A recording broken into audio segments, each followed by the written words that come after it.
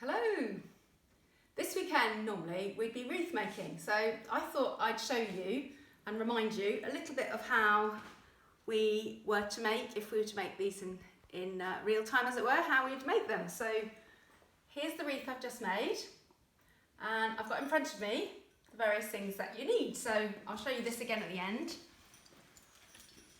But what you need is, you need a ring of some sort. I've made mine out of willow, but you can make them out of hazel, or you can buy metal rings that you can cover. You need some foliage. I've got here conifer, Christmas tree.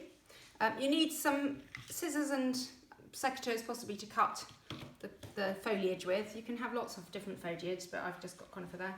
Got string, better wire if you can get it, to tie the items you're going to make onto the ring. And then things to decorate it with. So you might want berries. I've just got some white and some red and some silver berries. I've got some chilies here. I had a bag of chilies that I bought. Maybe some cinnamon. You can do this at home if you want in your oven at a very low temperature. Just dry out some orange rings or buy them. Some conifers, pine cones, sorry, and star anise. Things like that, odd bits and pieces. I've got really random things here, a collection of bells and just things I've collected over the years. And then you might want some ribbons. I've got some final ribbons there that I might tie it with and put it on the door, but there's others here that I can also use, just a collection. So, wreath making, what you start with is you start with a ring, and to the ring you want to add your foliage. Your foliage, what I use is I use the actual wood, as it were, the branches, to actually put the foliage in and insert them into the little gaps between. And it's, at first it doesn't feel like it's working, so that's a bit hard actually, that really stiff one. But to start with, you think it's all going to fall out. Don't worry too much, get it as stable as you can, but just keep going, keep going round the ring until you've got the whole ring covered. And that's your first layer of foliage. And that one is all a bit, it sort of sticks out and it doesn't feel like it's working.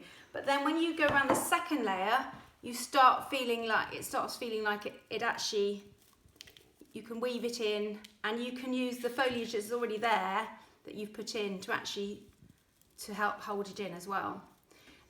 Don't worry too much, even if at the end of the foliage you haven't quite got a secure feeling, because that will come as you add these other things. So adding the other bits and pieces, what you're going to do is, here's some chilies, for example, I've strung up together on the wire, and you want to add them to the foliage in various groups, 3s maybe, or 5s. Sometimes I work with, you can do any pattern you want. Whoops, that's the pencil getting caught up. But then that goes around, and as you can see, you can actually secure whatever you're adding to it and the ring all in one, and the foliage. Then you might want to add cinnamon, maybe, or conifer. And again, with those, you actually want to add them in the similar way. So I've tied those together to start with, and that makes it more secure. And then I'm going to, maybe if I want to do all 3, I might wrap that round there and tie that in, and then wrap that, say, onto the conifer, and then you tie that whole thing onto, I haven't actually got a long enough bit of wire there, but onto the ring. And so you can then place them like that, and you want them around the ring, and I'll show you the one I've done.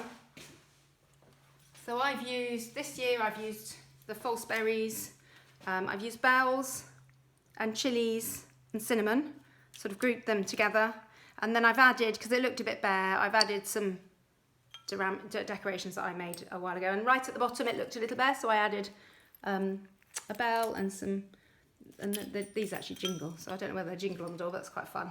And then at the top I've added a ribbon and just some more chilies really, and a conifer, a pine cone. So I can then add that to the door. You'll need a ribbon. Now this will go through our letterbox, actually, and I pin it to the letterbox, but you may want, I've got some of these, you can get these as well, so you may want to add it to a stick like that you sort of hang onto the door, but you can do it either way. So, wreath making 2020, a little bit more virtual than normal. Missing doing it all with you, but enjoy, and we'll be back again another year.